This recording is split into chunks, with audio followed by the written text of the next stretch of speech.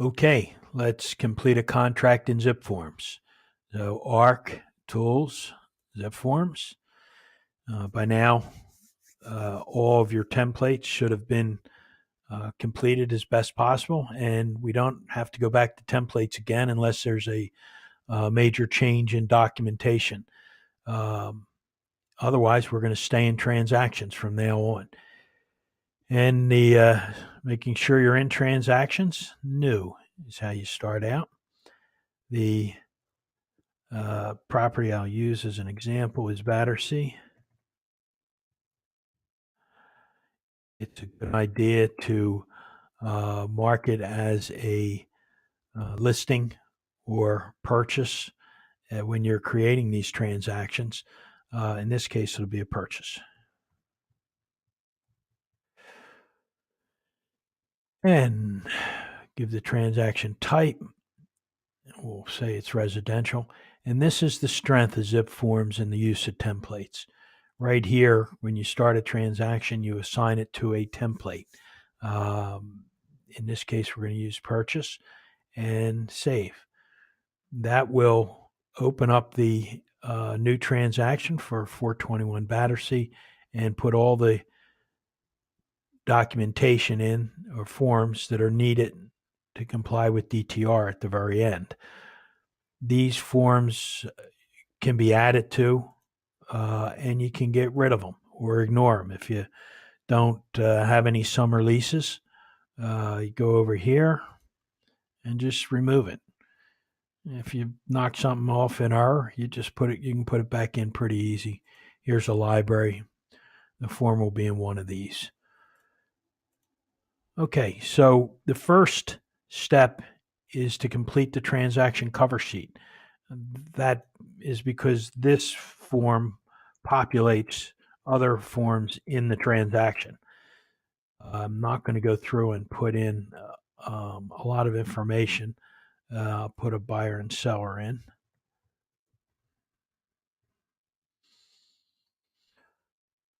And you would fill the rest of the information in. This was already done because it's was in the template. This specific to the transaction you would fill in now, and that will facilitate the completion of these other forms. You'll notice some have been populated already. Now this one put in the seller's name, so we'll take that out. A lot of this automation and populating the fields is not very precise. Only about 85% of the time does it do it correctly, but it still saves a lot of time.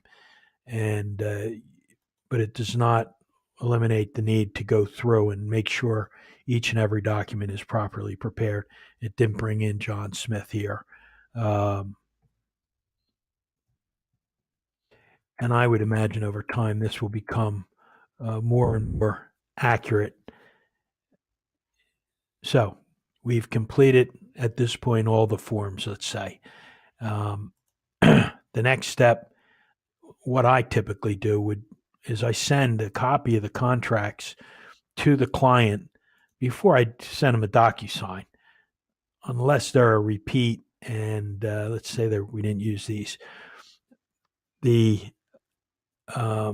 it's somewhat new to the DocuSign, I don't want to just land that in their inbox. So by using the send command, you can email the forms to the client, give them a chance to look at it and perhaps pick up any mistakes and become comfortable with the forms.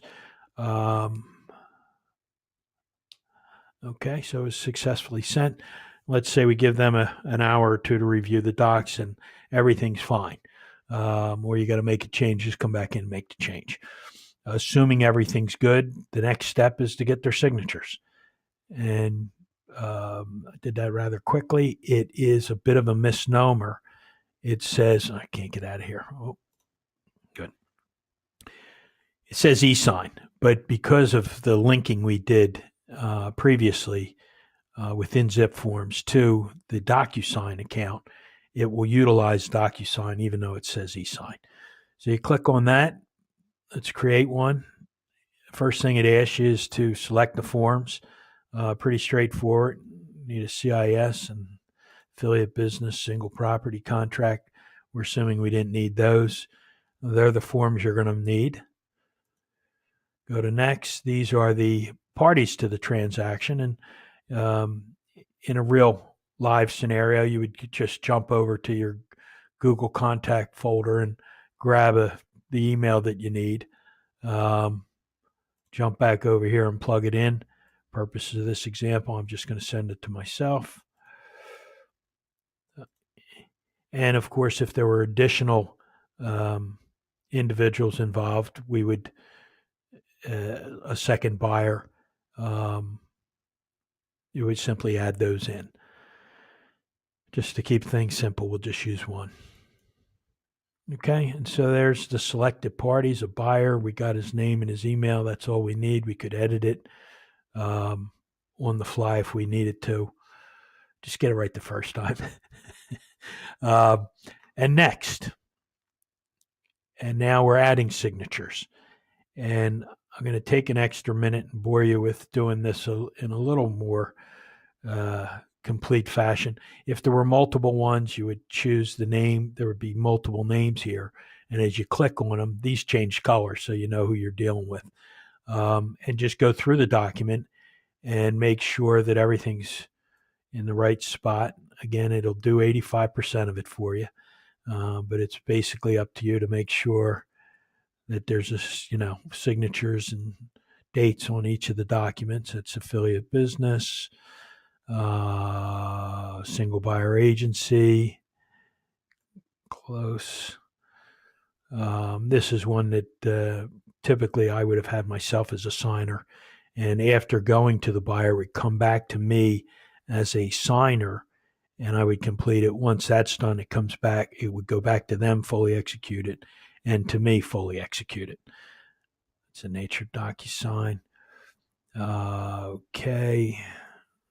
Pretty good. And signature on each page. And using the DocuSign is, can prevent a lot of instances where they didn't initial off on a given page. I mean, if we miss it, then it's on us. But how many times you send them out and they come back and they miss a signature or initial? That should never happen in this DocuSign environment, or a lot less than it used to. So everything is got an initial and a signature.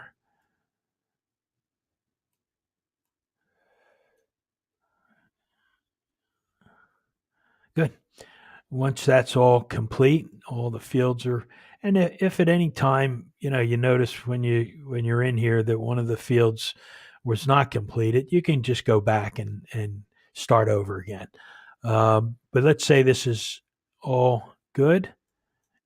Send. And we are done. That is completing a contract and sending it for execution.